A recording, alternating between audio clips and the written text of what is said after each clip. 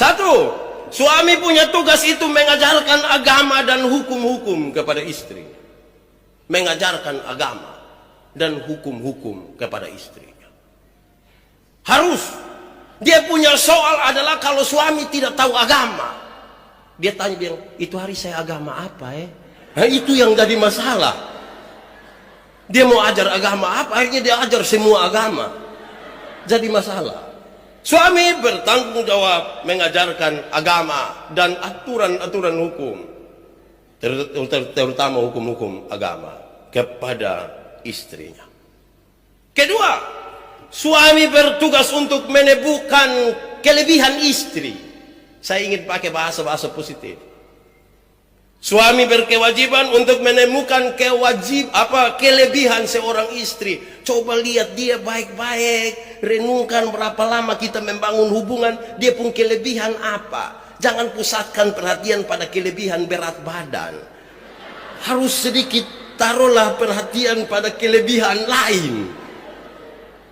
Sepu istri ini apa kelebihannya, begitu Mak, lu kayak lebih cerewet dari beta. Bukan itu juga. Periksa kelebihan.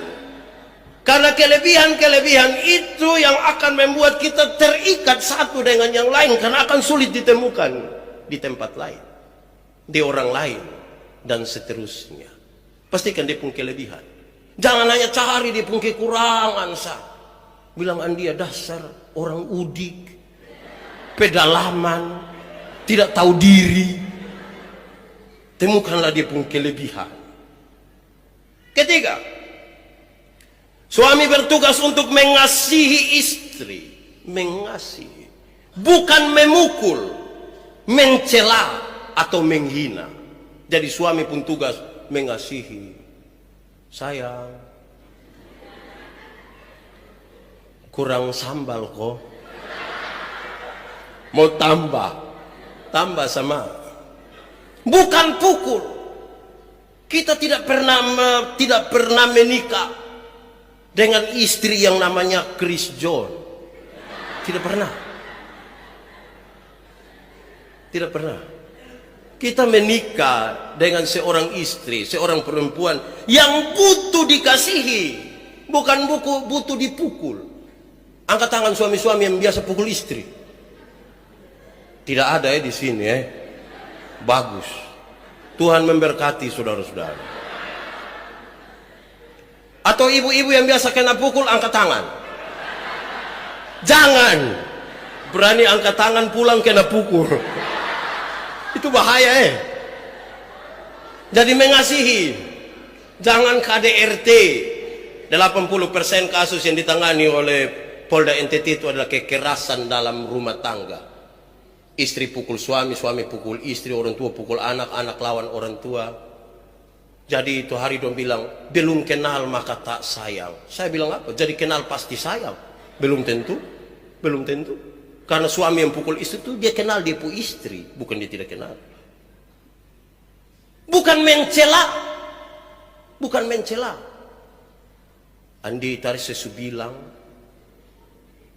jangan kawin orang rote. Bukan mencela.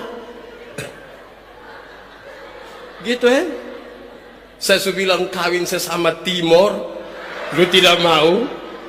Jadi bukan mencela. Bukan menghina. Andia kamu dari keluarga miskin, untuk lu kawin ame betan, lu hidup agak sedikit baik. Untuk. Jadi bukan menghina Seperti apapun kita pun posisi, jangan menghina. Karena dia istri. Lanjut. Suami punya tugas adalah menafkahi dengan tulus. Memberi makan. Memberi perhatian. Berikan dengan tulus. Jangan sampai pulang bilang, ini yang lu pesan nih, ame lu puas. Ame. Sebentar beli lu muka asam lah Tidak begitu Tulus. Tulus dikasih, bikin kejutan. Suruh mama keluar terus taruh babah di dalam kamar bersengaja bikin tidak tahu.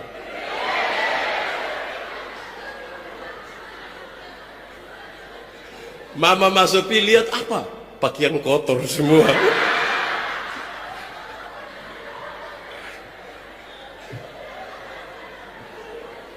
Menafkahi dengan tulus. Jadi suami-suami tolong nafkahi istri.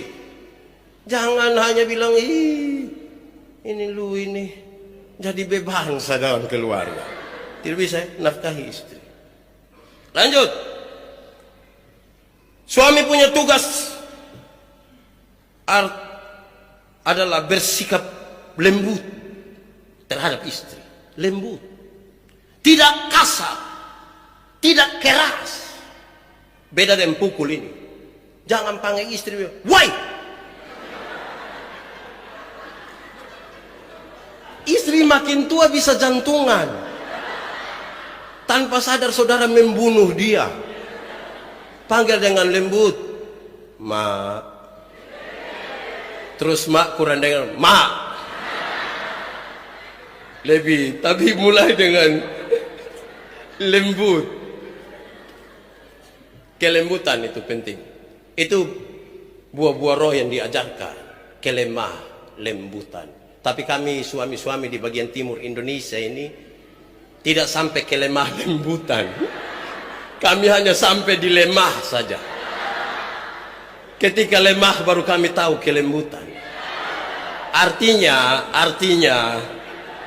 ketika sudah sakit dan sudah tidak bisa baru dia bisa panggil bilang, Ma, tolong